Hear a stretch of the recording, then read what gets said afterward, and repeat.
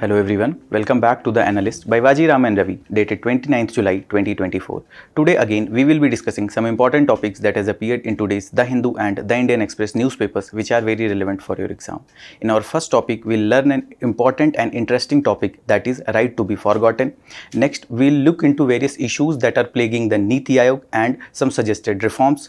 After that, we'll look into the problem of plastic waste pollution. Then we will look into the status of ethanol production in India.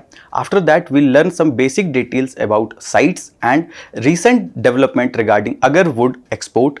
Then at the end, we will look into some Prelims Snippets which will help you in excelling your prelims exam. So stay tuned. So our first topic is right to be forgotten. The context of this topic is that last week the Supreme Court agreed to hear a case whose outcome will likely to shape the contours of right to be forgotten in India.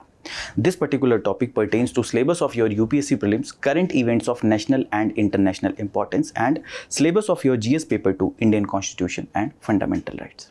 So what does this right to be forgotten means? Let's try to understand this with very basic example. Let's suppose tomorrow you clear this UPSC exam and you get a top rank. Now lot of publication houses publish many information regarding your personal life, your upbringing, your education, everything. But let's suppose you don't want that kind of publicity. So by exercising this right to be forgotten, after they have published those information related to you, you can compel them to erase those information. Let's take another example. Let's suppose there was a person who have been accused of a gruesome murder. And there have been lot of media trials that has happened, lot of prime time shows happened on that case, everyone was abusing, lot of editorials have been written, etc. But after the trial, the various courts have found out that that person was not guilty, but actually that murder was done by someone else, and that person have been acquitted. And this information, this media trial and all the information about that person that have ran into the publications, into the newspapers, media houses, that have taken a toll on the respect, on the mental health of that person.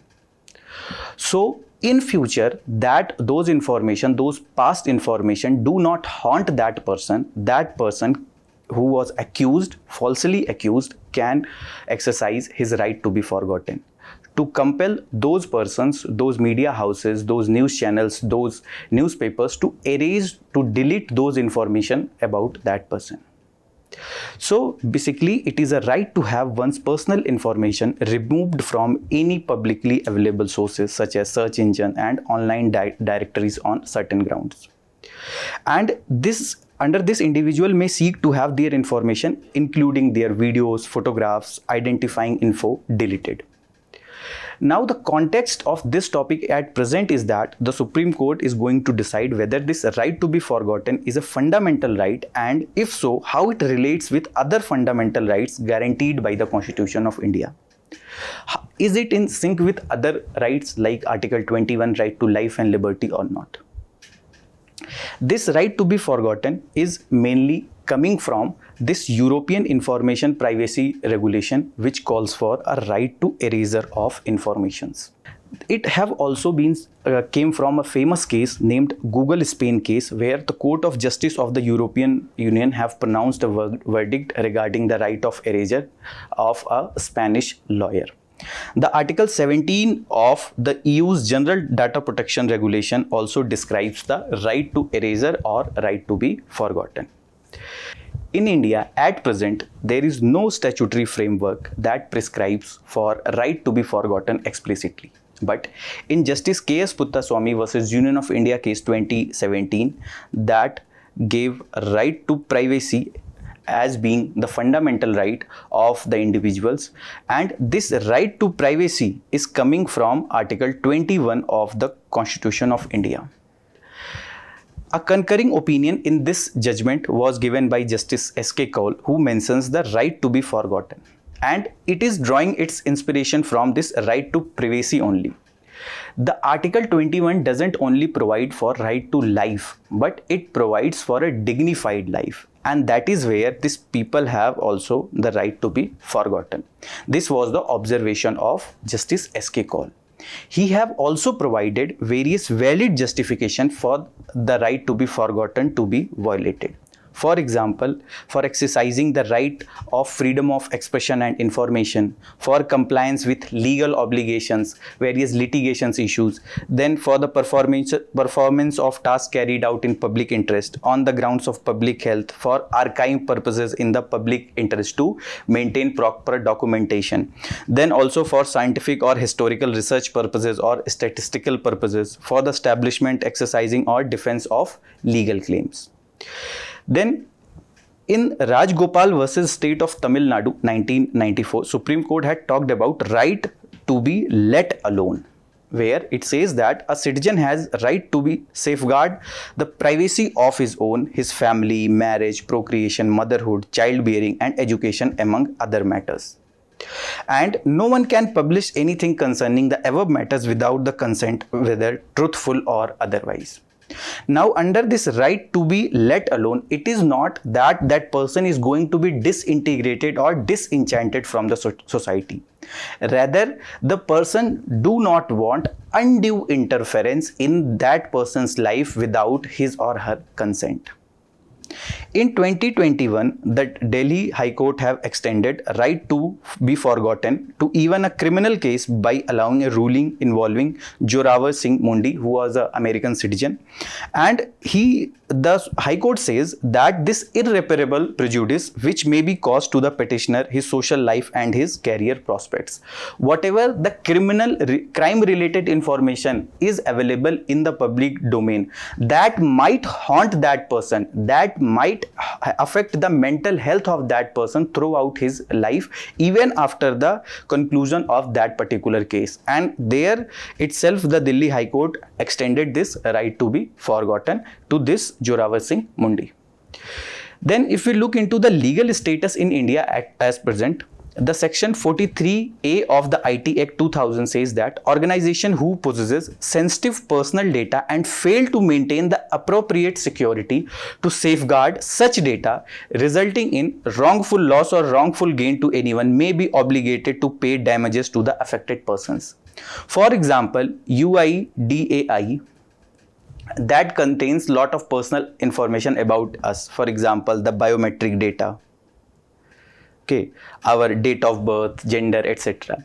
Now, this organization is possessing a sensitive information, and if they have been unsuccessful in keeping our information intact, they may be liable to pay the damages for the loss of our information.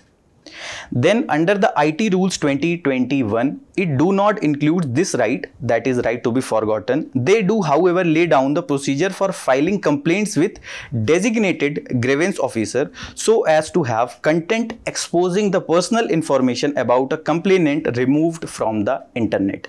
So it provides a remedy that we can file a complaint with grievance officer so that that information can be removed.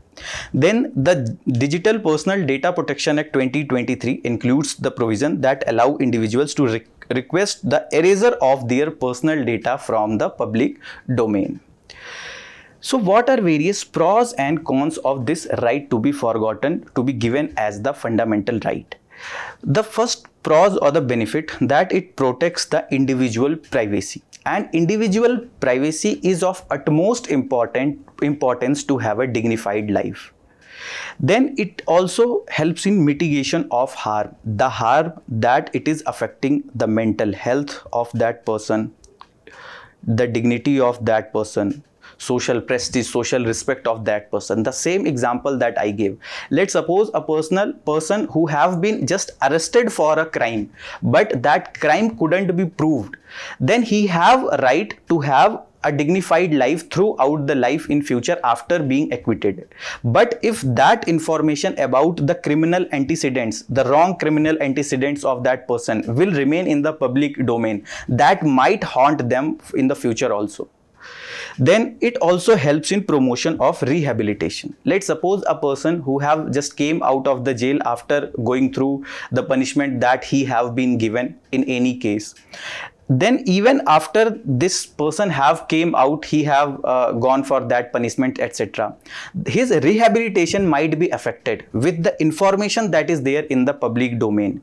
People may search about those information, and they might tease that person, they might give taunts to that person, and that might affect the mental health and subsequent rehabilitation of that person in future after coming from the jail or the punishments. And it also balance the interest, the balancing interest between the right to privacy of that person and the right to know about that person, even the right to freedom of speech and expression, right to access the information, and balancing the right to privacy. So if we give this right to be forgotten as a fundamental right, it may give a balance between the right to freedom of speech and expression, access to information, as well as the right to privacy of the person. Then it may also provide control over the personal information of that person, that to what level that person wants his personal information to be available in the public domain, to whom or to whatever person that he wants that information can be accessed. So that person will have full control to decide that to whom he wants to have the access of his personal information. But there are various issues also. For example, it is against the freedom of speech and expression and freedom of access to information, which is a very much important aspect in any democracy. It may lead to undue restrictions on access to information. Then there are also censorship concerns, where undue censorship may be imposed on various media houses, publications, etc., and it might affect the free flow of information. Then there are practical challenges also. For example, in the most of the cases, these information are getting published by some private individual, private organizations. So how it is going to be enforced, how this fundamental right is going to be enforced against those private individuals is going to be a major practical challenge.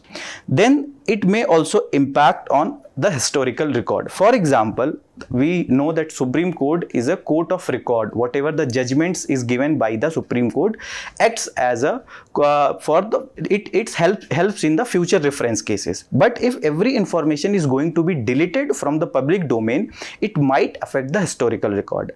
Apart from this, even for the future archives purposes, the historical writing purposes, if this maintenance of records is not going to happen, it may impact the historical bookkeeping or record keeping.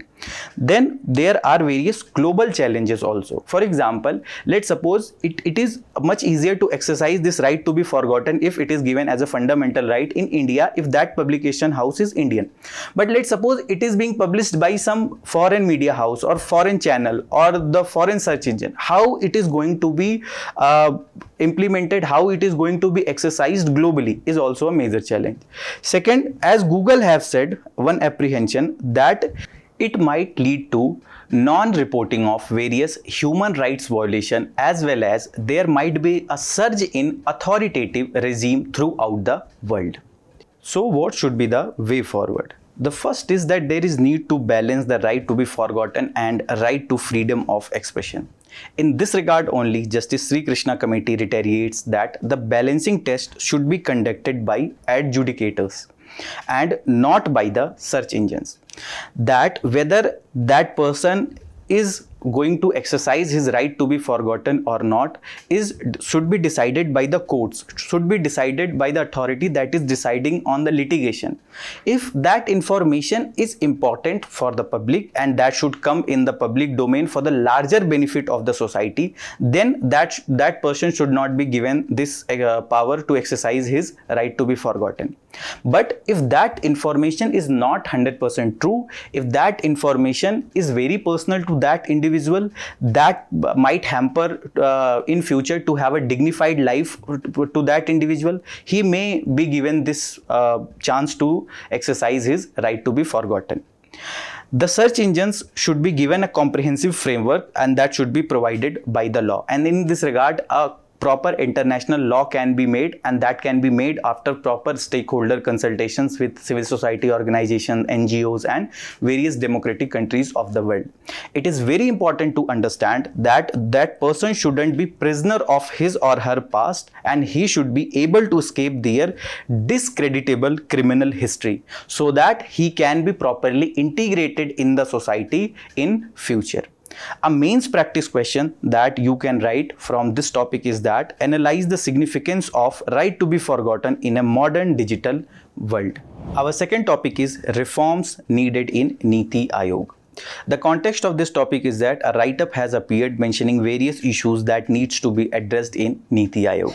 This particular topic pertains to syllabus of your GS paper 2 cooperative federalism and syllabus of your GS paper 3 planning mobilization of resources.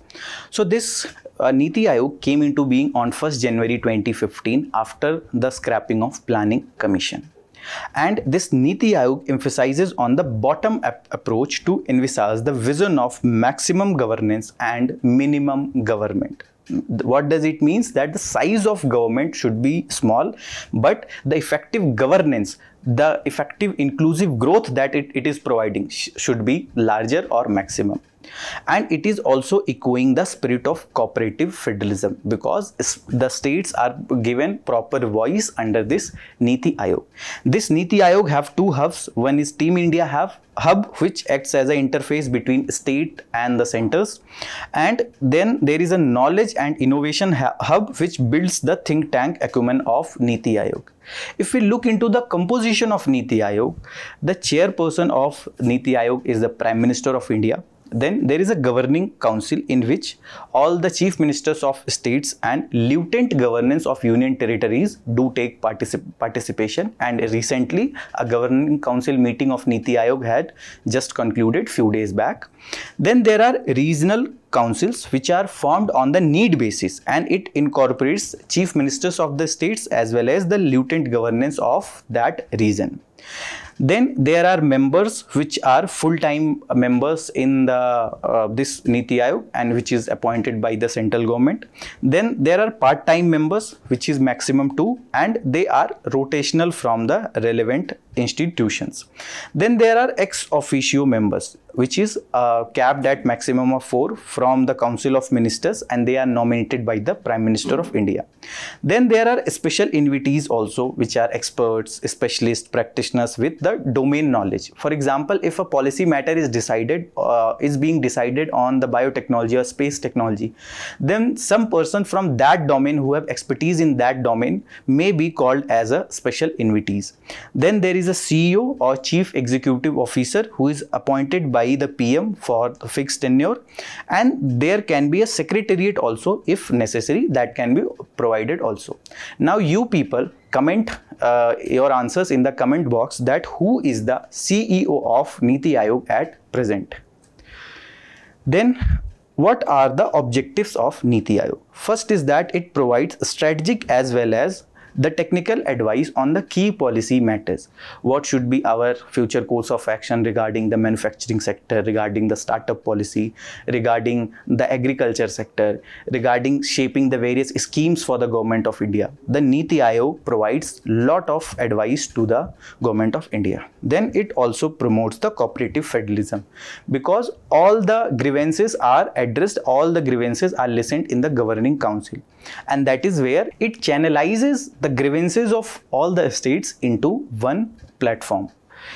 Then it acts as a think tank and the enabler of growth processes. That, for example, this NITI Aayog came with India at 75 report, under which it gave various recommendations for the future course of action that India should follow.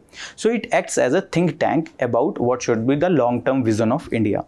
Then it also creates a platform for intersectoral as well as interdepartmental coordination, that how we can coordinate with Ministry of Commerce and Industry as well as Ministry of Agriculture and Farmers Welfare, so that exports of agricultural produce can be increased.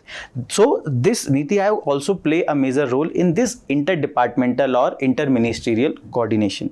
Then it also acts as a knowledge, innovation and entrepreneurial support system, where it keeps on improving, innovating on the various issues that are plaguing India, or what should be the innovation, what should be the way forward, what should be the future course of action.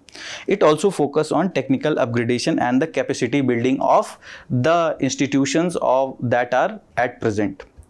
Then there are 7 pillars of effective governance under the NITI Aayog. For example, it is pro-people, which fulfills the aspirations of society as well as the individual.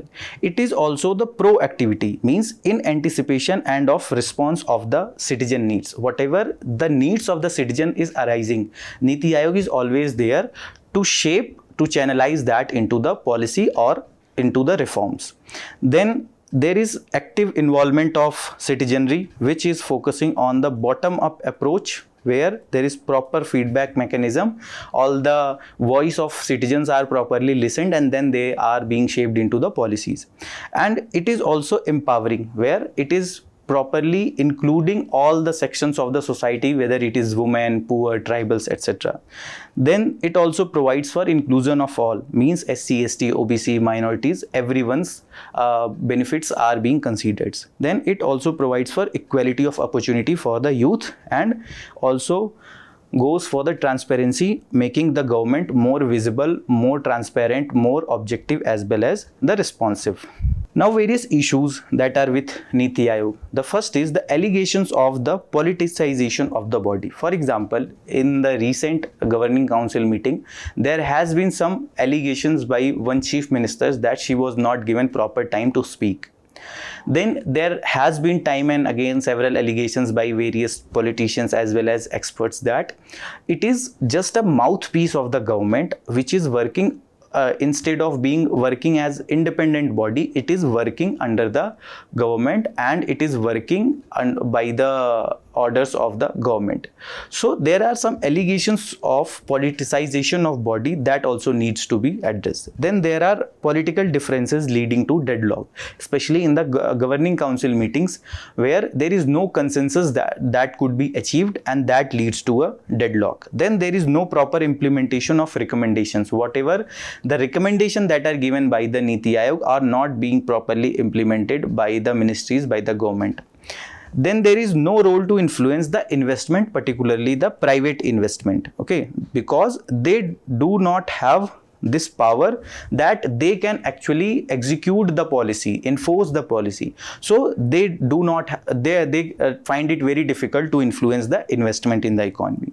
And the similar issue related with this, that they do not have power to grant funds, which was the actual power earlier with the planning commission, and that is where they act like a toothless tiger, means they do not have power to enforce the thing, to enforce the recommendation that they are recommending.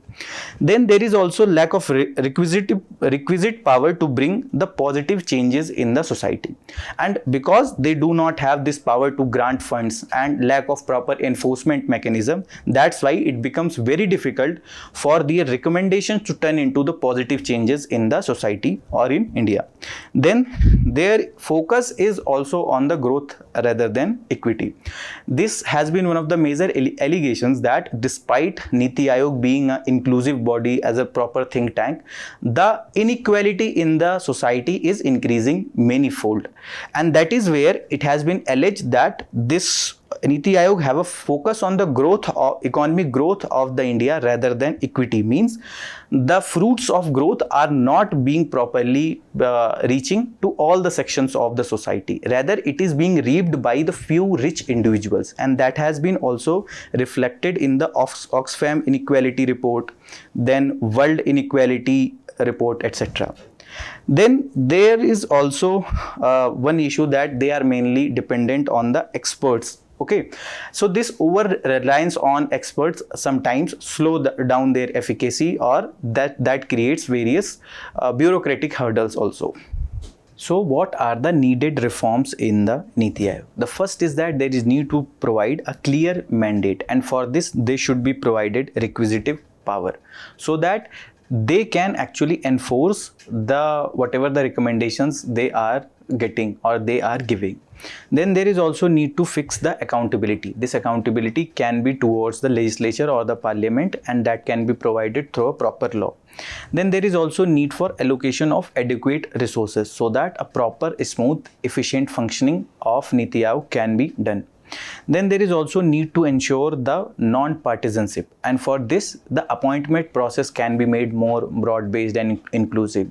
Then the various members who are participating, their grievances should be listened properly. They should be given proper and adequate time. Then there is also need for focusing on the implementation. Obviously this NITI Aayog is a think tank, they are giving various recommendations, but there is also a very important need that they implement those recommendations, whether those recommendations are actually materializing onto the ground or not. This should be also the responsibility of the NITI Aayog. Then there is also need for enhanced public participation, and for this there should be a proper feedback mechanism. That, let's suppose a scheme is being implemented, so whatever, or if a policy change is going to happen, what is the feedback is coming from the public, that should be incorporated. And for this, a very important aspect is that there should be a stakeholder consultation properly, that is with the non-governmental organizations, civil society organizations, local governments like panchayats, municipalities. So there should be a proper channel through this feedback is coming, and a more comprehensive public participation can happen. Then there is also need to empower the state level think tanks, because if we will have this state level think tanks, more proper policy matters, the feedback on the policy matters can come, and it can reshape the policy according to the needs of the states. And second is that the various issues that actually those states have, if there will be a state level think tanks, that can come beforehand to the NITI Aayog, and we can have a better discussion in the governing councils, and the grievances of states can be addressed well. So need for setting up state level think tanks also. Then there is also need for prioritizing the sustainable as well as inclusive growth, where the growth is not only actually the economic growth, but it is that growth which is environmentally sound as well as inclusive growth. Means this growth is actually looking into all the aspects of society, benefits of all the parts of the society, whether it is women, transgender, farmers, tribals, etc. A very basic prelims previous year question that was asked in 2015, that is, the government of India has established the NITI Aayog to replace the, and answer is D, the Planning Commission. A mains practice question that you people can write from this topic is that discuss the issues hindering the effective functioning of NITI Aayog, suggest some reforms to make it more broad-based and inclusive. This is a 10-marker question you have to write in 150 word. Our next topic is problem of plastic waste. The context of this topic is that a write-up has appeared mentioning various aspects of extended producer responsibility, and this particular topic pertains to syllabus of your GS paper 3, environmental pollution and degradation. Let's try to look into the background first. As per a report by CPCB that came in 2021, almost 4 million tons of plastic waste is generated annually. But the most unfortunate story is that only a quarter of this waste is being recycled or treated. And most of this waste is ending up in the landfills, or they are being disposed unsustainably. And to address this issue comprehensively, properly, the plastic waste management rules have came in 2016, which have mandated that users of plastic are responsible for collecting and recycling their waste. These requirements, or they can be called as the extended producer responsibility, were initially voluntary, but they are now enforced through an online EPR trading platform. Let's try to first understand that what is this extended producer responsibility. Under this, the producers responsible for the environmental impact of their products throughout their life cycle. Means if a person is producing the plastic bags, he is responsible that those plastic bags are or should be properly recycled, or they should be disposed sustainably. These EPR for plastic waste is applicable to the producers of plastic packagings, the producer and manufacturers who produce different products and materials, various goods related to the plastics, various importers on international or domestic basis of various products that have packaging plastics, then various brand owners of different brands producing foods and beverages, clothing, skin products, etc. because they are using plastic as a packaging material. Then various plastic waste processors, for example, people who deal with non-biodegradable plastic waste. The recyclers who have network to collect plastic waste, recycle the waste and receive the validated certificates for each ton recycled. These recyclers generate this EPR certificates for whatever the waste they are recycling, and these certificates can be uploaded to a dedicated CPCB portal and purchased by the plastic packaging companies that fall short of their annual recycling targets. What does it mean? Let's suppose these recyclers have recycled those plastics and now they have generated this EPR certificates. But let's suppose there is a company which is plastic packaging company that fell short of annual recycling target. They can buy these EPR certificates from the CPCB portal which has been actually generated by that earlier recycler, and that can help them to meet their targets of the recycling because they are buying these certificates. How this earlier recycler is going to benefit, because whatever these EPR certificate he is going to sell, he is going to earn some money from this plastic packaging company. Then the CPCB says that the certificates for nearly 3.7 million tons of recycled plastic waste were generated, but out of this more than 6 lakhs were fraudulent. CPCB says that for any policy matter or new change, these are the teething issues. They are verifying at various levels for all the fraudulent certificates that has been uploaded on that portal, and they are also taking various actions on various fraudulent companies. So what are the various reasons for high plastic pollution? The first is the consumption as well as the disposal pattern.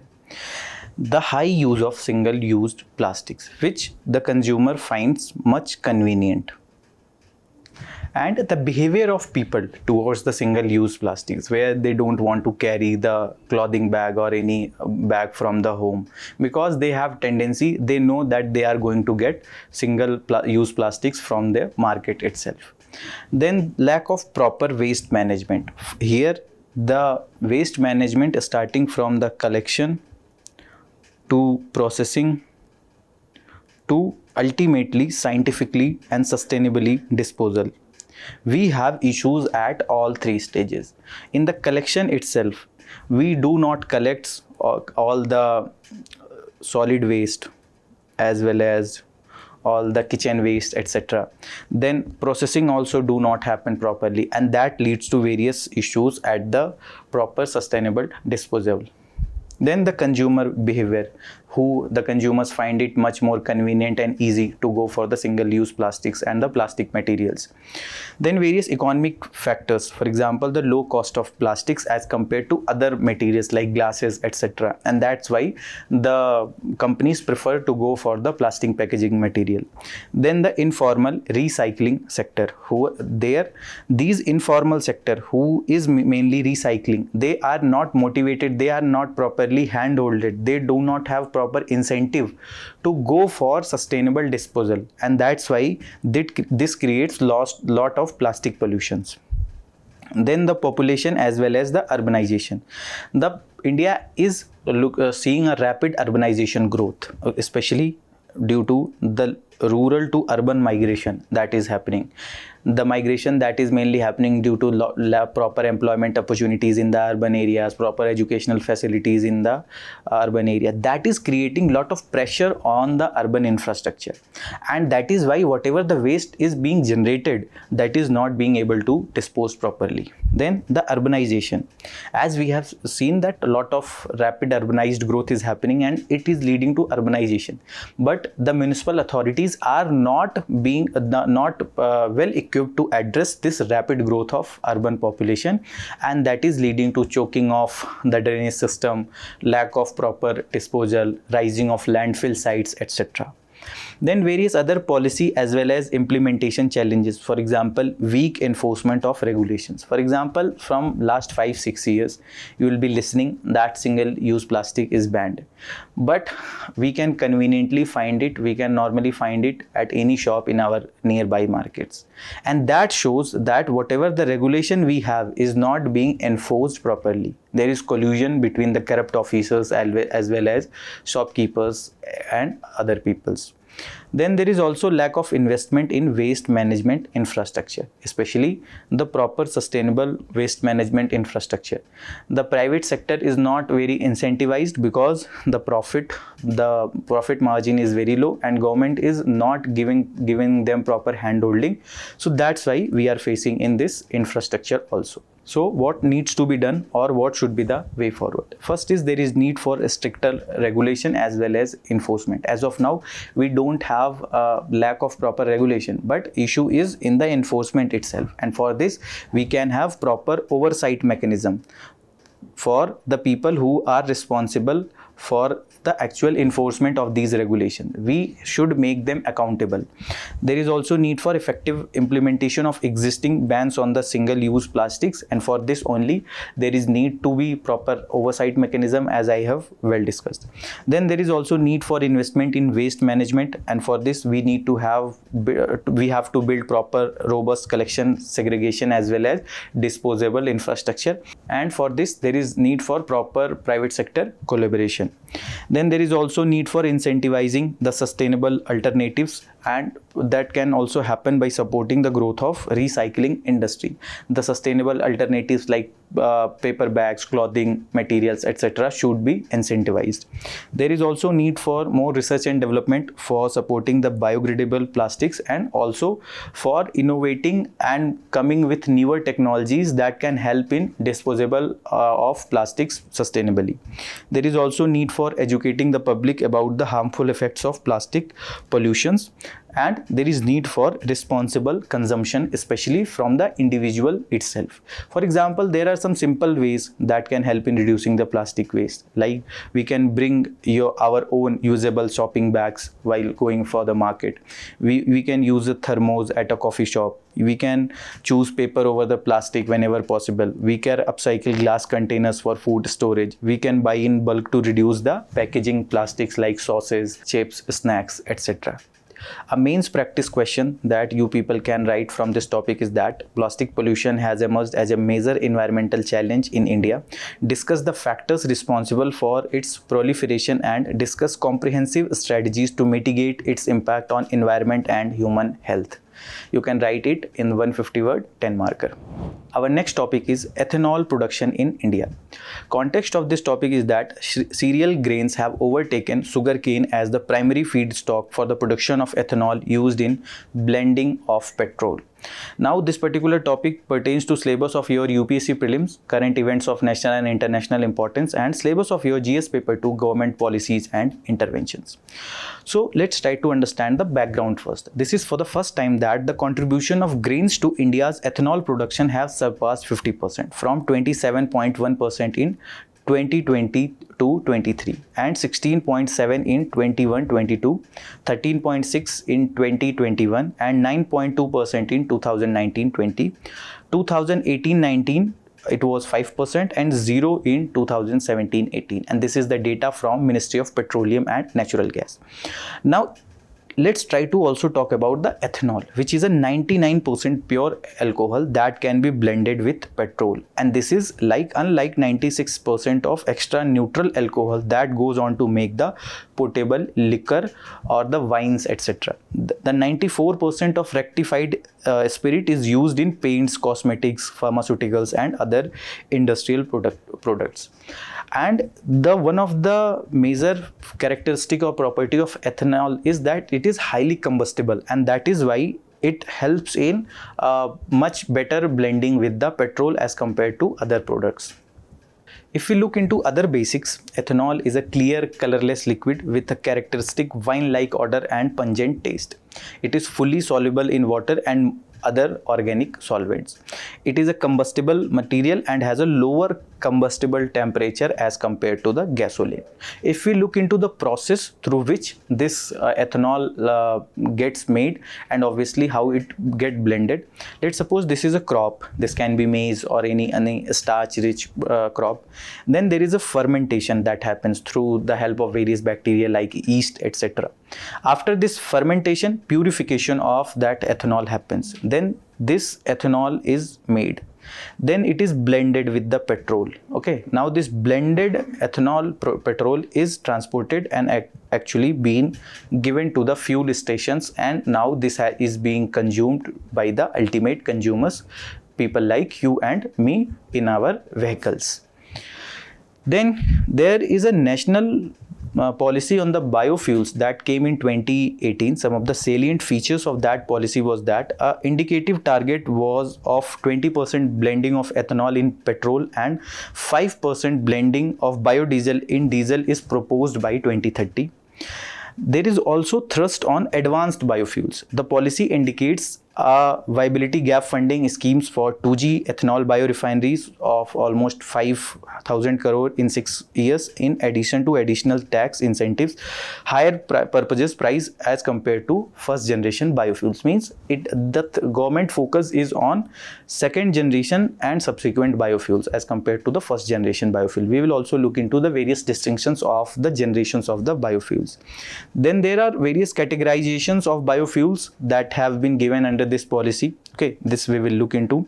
There is also increased scope of raw material for ethanol procurement by encouraging the intermediate sugar like sugar cane juice, sugar containing other material, and damaged as well as the surplus food grains. There is also a mechanism of setting up of National Biofuel Coordination Committee under the Ministry of Petroleum and Natural Gas and working group on biofuels. There is also more thrust or government focus on more research and development and demonstration in the field of biofuel feedstock production, advanced conversion technologies from already identified feedstock. The biodiesel production to be encouraged from non-edible oil seeds, used cooking oils, etc. And there is also government is going to develop a national biomass repository by conducting appraisal of biomass across the country, so that there is no dearth, no paucity of ethanol biofuels. If we talk about the various generations of biofuels that has this categorization or is also being provided under this biofuel policy, the first generation biofuels have high carbon content. They are mainly made from edible items like sugar, corn, starch, etc. Whereas the second generation biofuels, the greenhouse gas content is less than the first generation biofuels. Whatever the greenhouse gas emission they are doing, for example, for producing these crops, there is lot of methane emission that is happening. As compared to these crops, the greenhouse gas content is less in the second generation biofuels. They are mainly made from leftover of food crops like rice husk, wood chips, etc. Then there is third generation biofuel, which is carbon neutral. In means whatever the CO2 emitted is also the CO2 that is sequestrated. They are mainly produced using the microorganism, for example algae, etc. Then there are fourth generation biofuels, which are the advanced biofuel. They are mainly made from the genetically engineered crops. They are the carbon negative, means the carbon that they are sequestering is much more higher as compared to the whatever the carbon is being emitted. Some prelims previous year question that has been asked from this topic. This was asked in 2020 that according to India's national policy on biofuels, which of the following can be used as raw material for the production of biofuels? First is cassava, second is damaged wheat grains, groundnut seeds, horse gram, rotten potatoes and sugar beet. Now here this ground seeds and horse gram is not the raw material that will be used. Okay, so answer was A only in the year 2020 as per the UPSC official answer key. Then a basic question that was asked in 2010, given below are the names of 4 energy crops, which one of them can be cultivated for ethanol? Here option B, maize, was correct because it have high starch content. Our next topic is CITES and Agarwood export. The context of this topic is that CITES have eased the norms for export of Agarwood from India. This particular topic pertains to syllabus of your GS paper 2, important international institutions. Now let's try to look into the background first. India has successfully prevented the inclusion of Aquileria melanesis, which is the scientific name of this agarwood, in the meeting that was for the review of significant trade of the Convention on International Trade in Endangered Species of Wild Fauna and Flora, or abbreviated as CITES. So what happened? These CITES have an institutional mechanism where they review for the significant traits of major flora and fauna, and when a particular flora or fauna is kept under one of the appendix, like appendix 2, the trade is strictly controlled. So that might lead to restrictions on the exports, and agarwood is an important component of the exports that majorly the northeastern states are doing. So that might lead to non-profitability of the people or the low remuneration of the people who are dependent on the agarwood cultivation. So India has been successful in preventing the inclusion of this agarwood in the export ban. This agarwood was listed in Appendix 2 of CITES for the first time in 1994, and it is based on India's proposal at COP9 in 1994. But as of now, this has been prevented. If we talk about the CITES, it is a multilateral treaty to protect the endangered plants as well as animals from the threat of international trade. It was drafted as a result of a resolution that was adopted in 1963, but this came into effect in 1975 at a meeting of members of the IUCN.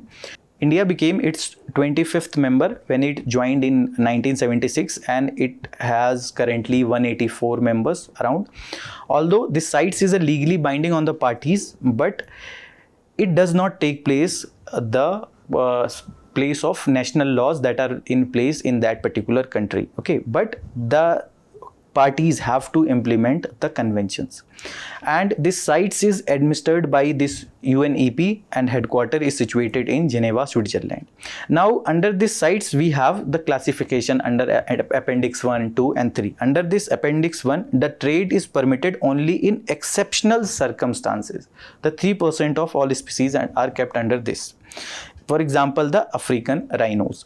Then under this Appendix 2, the trade is strictly controlled. Almost 97% of all species are kept under this Appendix 2. For example, this Orchidaceae, etc. Then under this Appendix 3, the request for assistance in controlling the trade of species protected in a specific country. For example, the Chilean toad is there, which is kept under the Appendix 3.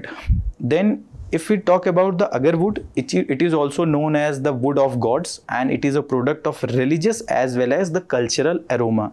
It is mainly used to produce the incense sticks, etc. It have a very good aroma or smell, and it is an economically important and fast growing evergreen tree species which is native to northeast India. The various applications of this agarwood is that it is highly valued for its traditional uses like incense making. The extract, that is agarwood oil of plant, are also used in water based perfumes. Then it is widely used in aroma industry as discussed. There are also various medicinal preparations for which this agarwood oil is mainly used. It is also used for preparation of air fresheners and purifiers.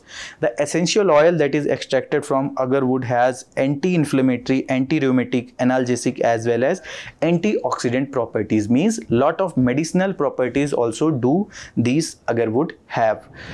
Now let's look into prelims snippets.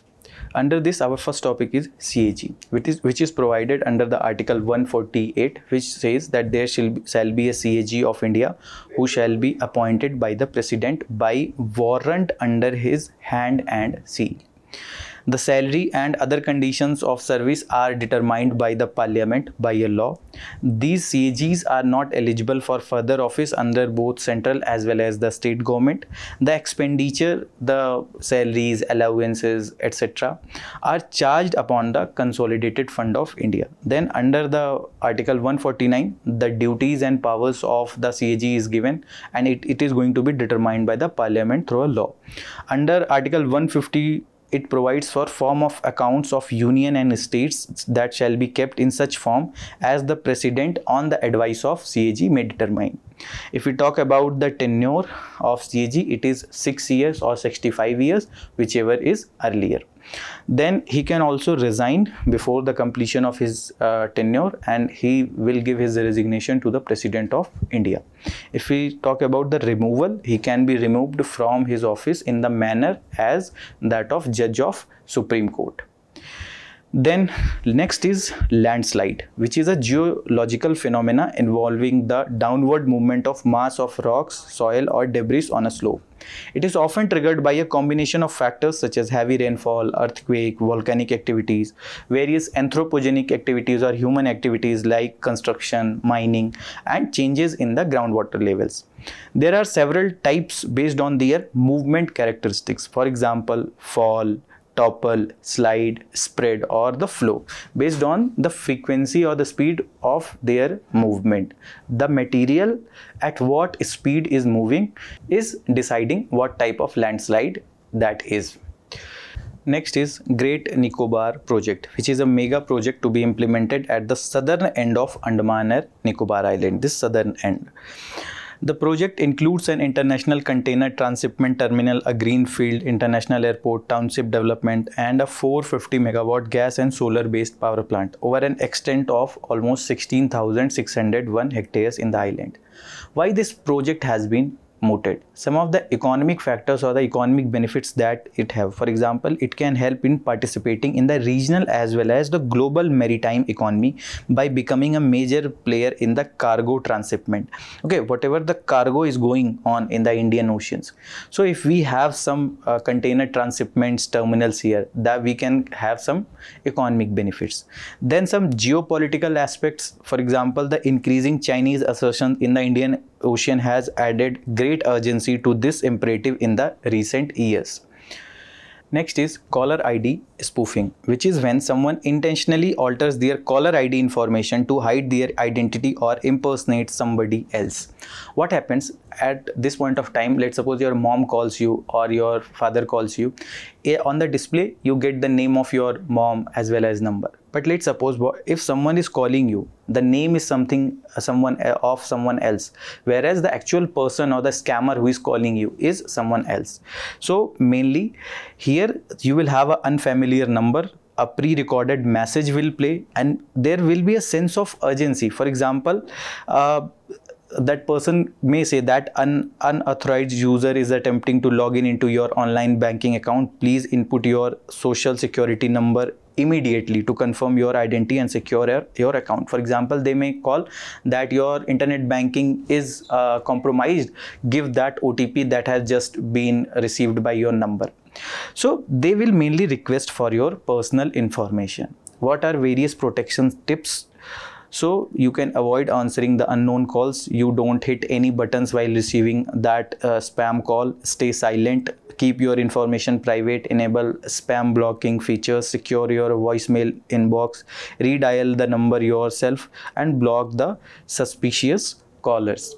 This was all from today's session. I hope you liked the session. Keep studying. All the best. Thank you.